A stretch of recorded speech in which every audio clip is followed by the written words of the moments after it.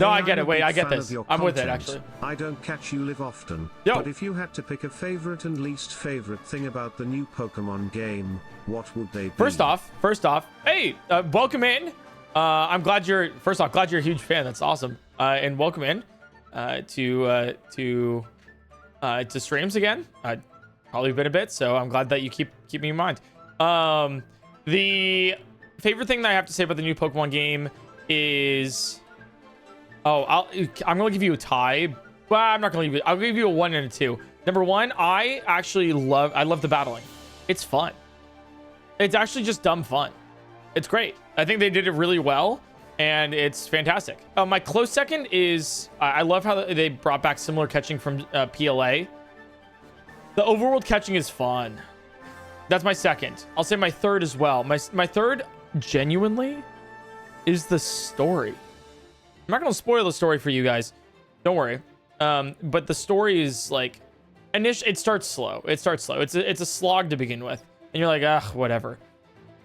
But they tie it all in. It's actually great, and it's straight up a sequel to X and Y, and it ties things together, which I liked a lot. So I thought it was good. My least favorite thing is, admittedly, probably the graphics. I think the graphics are probably one of the better ones in the 3D Pokemon games, not Zelda games, 3D Pokemon games. But genuine, they should be better. They should be better. So like, I'm agreeing with, I don't think it makes it a bad game. I think that's stupid to look at something's graphics and be like, it's bad and so forth, and that makes it a bad game. I think it's dumb that there's like flat textures. I think they did what they could with it. I think they needed to be funded more and take more time with the game. Like, I agree with that, but I don't.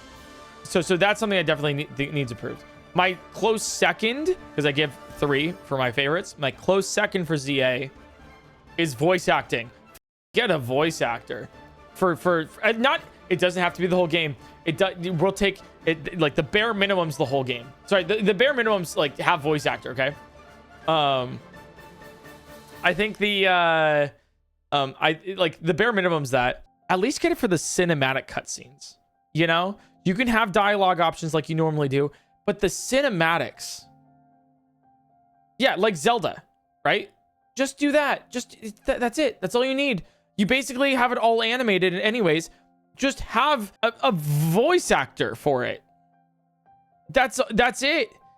It's comparative to what you're paying to develop the game. It's not much, and it would do a lot. So that's what it is. So those are my takes. Overall, game's a 7 out of 10, where 5 is average. 5 being all right. 5 being all right, which I would give like yeah. So that's what it is. So that's my takes. So those are my opinions too. So if you disagree, hey, that's totally fine. Yep. As part of the reverse, PointCrow will also know the Pokemon type chart. I already know the Pokemon type chart. That's right. Water's good against fire. I'll say it. Yep. Is the cost included in your evaluation? No, it's not. Because it makes me feel, let me be completely honest with you guys. I'll just straight up say this. I find it very difficult to put cost in my evaluations for games these days. I can feel,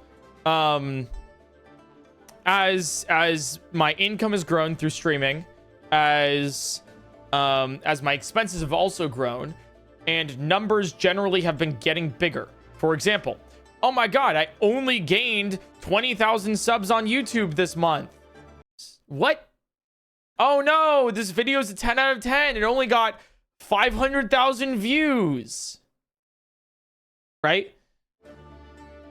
As like that happens, including actual monetary stuff of like, all right, here's my operating expenses for paying employees salaries.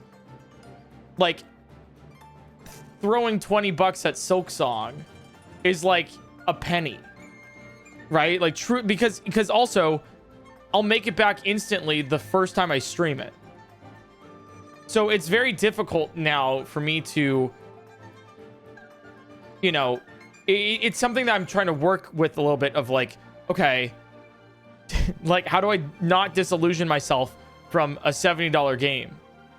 Like, because $70 once again is just like, okay, like all right, cool, I'll buy it. And that's just being me totally honest, right? So it's difficult for me to, but I'm trying my best. It's also difficult because $70 to someone who loves Pokemon so much is different from $70 who's never played Pokemon ever in their life. Like there's just a lot of factors. But what I definitely can say is Silk Song, $20, get the game. Easy, right? It's good. Go, yeah, hell yeah. $70, which is priced as a regular game these days.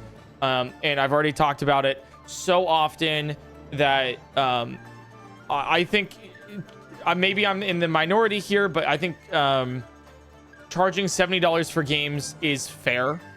I think that's okay. I think it's actually the market generally correcting, because for years they've been like at $60. And so, with the cost of inflation, everything going up, a $60 game worth Tears of the Kingdom, buying Tears of the Kingdom, I think it was for $80, right? Last year, or whenever it came out 2 years ago, was actually cheaper than Breath of the Wild, due to the way spending power has gotten, right? So the problem is not the games increasing, right? So like obviously there's that, but the problem is income not reflecting that. So I think it is fair for that to be priced the way. I think it's more like generally income is not increased with inflation, and that's the problem. So that's not where, so blaming companies for doing that is not good, because the problem doesn't lie in the company there. So that's my general thing on there. So so charging $70 for a game like that is not, in my opinion, whatever, right? Like, I think $70 for a game is fine. I think it's the price of games these days. And I think it's up to your financial status of whether or not it's worth it to you. So if you are like, I love Pokemon, I'm really looking forward to a new game, and I can get guac on my Chipotle, then yeah, hell yeah, get ZA for $70. If you're like, I'm like all right with Pokemon, I think it's chill, and no, I'm actually like, I don't want to get guac on my Chipotle, I don't think I can right now, then no, don't get the game. I think it's a lot, that's my take there. So it is not, at the end of the day, it is not my decision. You should take my take of money with a grain of salt for all of the reasons that I explained before. So that I hope makes sense with my take there. I will say that I can say this for certain, right? Releasing DLC the day the game comes out and then saying you get a outfit the day of DLC, it's $30, and the DLC comes out in February is stupid, and you shouldn't buy the DLC. I think that is dumb. I think that is predatory. I think it's anti-consumer, and I think that is greedy as hell. I don't think you should do that. Do not buy it. It is a $70 game. It is $30 extra once you see more about the DLC in February and you see if it's worth it for you or not. So no, it's basically a $100 game then? I disagree. It is a $70 game with a $30 optional thing. You are not being charged $100. You have the choice for $70. I would say Breath of the Wild is a $100 game. Or $90 game or whatever. It's because the DLC adds so much, and I would recommend getting the DLC just instantly. I think that is fantastic. You get incredible value for it. I think it's fantastic, and you should genuinely get that. My recommendation is get the 70. That's it. So I think people saying specifically ZA is a $100 game, not a $70 game, is a stupid take, and I think you were adding the DLC there for shock value and to increase your point unfairly. It is a $70 game. And I don't recommend you buy the DLC because you are buying $30. I don't recommend it personally, but if you have the $30 to spend for extra outfits, then sure, go for it. I, being all of this, right, saying I'm disillusioned with the cost of goods for games because it's my job and etc. I didn't even buy the DLC because I was like, this is actually, I don't want to throw $30 away. This is stupid. So I don't have it. So I feel like that's also just extremely telling, you know?